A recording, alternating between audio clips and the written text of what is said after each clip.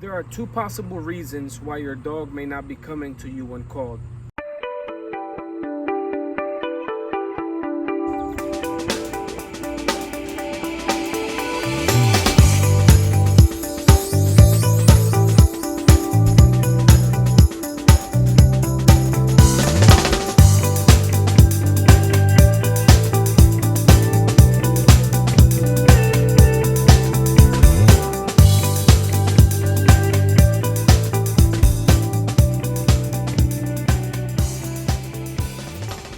There are two possible reasons why your dog may not be coming to you when called. One could be he doesn't see it as something positive, as something reinforcing to them. Maybe he has learned something negative about it. Or number two, maybe he's being punished every time you call him. So when I say punish, what I mean is maybe you're calling your dog to put him in the crate because you have to go to work. I have to go to work. Honey, come. Go inside your crate. I have to go to work. And he sees that as something negative. And then what happens is he learns that every time you say the cue for the come, the recall cue, he learns that it's something negative instead of something positive.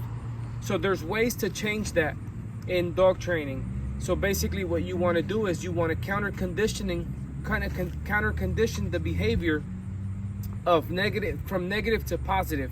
So what you want to do is you want to teach your dog that every time you call him, it means that something good is about to happen, instead of the picture that he's been seeing all along. Every time you call him, you leave the house, you lock him up in the crate, you put him in the playpen. Maybe he's outside running around chasing the squirrels, and you call him. He's learning that the calling him is something negative, right? So what you want to do is you want to change his perspective in the way he sees the recall and the way he hears it, and you want to always reinforce that behavior, because it's one of the most important behaviors that you can teach your dog, is to come to you. You want your dog to come in an emergency. You want your dog to come when you call him. So what you got to start doing is you got to start reinforcing or rewarding the dog every time he comes to you. So maybe you're gonna feed him in the morning.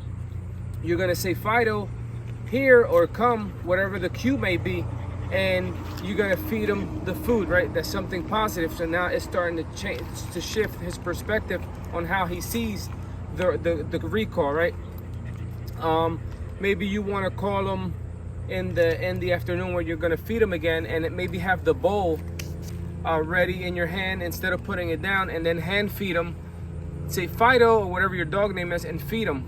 Fido, feed him. Fido, feed him, so he can start looking at the recall as something positive instead of something negative. Now, obviously, if you have to put your dog in the crate, obviously you're gonna have to put him in the crate. But maybe think of a different word. Maybe use go home. That's what I use when I tell my dog to go home. She goes directly into her crate.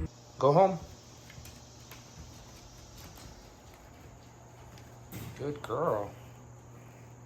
But I taught her that place is something positive as well. I don't use that for punishment. I don't get upset at her and say, go to your crate. I do use it for timeouts, like when she's following me around the house and she needs a break. I tell her to go home, and she goes and relax, right? She lays down automatically. She takes a nap. But I never use it for punishment. When she was younger, I used to use it for potty training, which that's why I recommend using a crate when they're puppies. And you can use it for their whole life. She uses it. She's not always in her crate. I never lock her up in her crate anymore, because she has an area section where she hangs out when I'm not home. But anything that you train your dog to, they're gonna either look at it as positive or negative. So just be cautious of how you're training your dog when you're telling them to do certain things, when you're telling them to come. Is it negative or positive? Honey, here.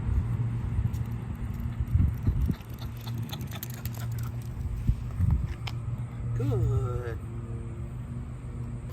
When you tell him to go to his crate, is it negative or positive? Make sure that the dog sees it as something positive and not negative, and he's going to change his perspective. It's going to counter condition the way he sees things, and Every time you call him or every time you tell him to do something, he's gonna do it. Thank you for watching.